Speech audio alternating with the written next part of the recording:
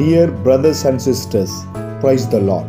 இந்த நாள் நான் பார்க்க போற தலைப்பு, எந்த பெண் கர்த்தரால் புகழப்படுவாள்? இதை குறித்து வேதம் என்ன சொல்கிறது? நீதிமொழிகள் 31 அதிகாரம் 30 சௌந்தரியம் வஞ்சனை உள்ளது, அழகும் வீண். கர்த்தருக்கு பயப்படுகிற ஸ்திரீயே புகழப்படுவாள்.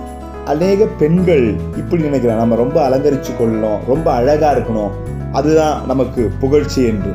ஆனால் வேதம் எப்படி சொல்கிறது? சௌந்தரியம் வஞ்சனை உள்ளது, அது வீண்.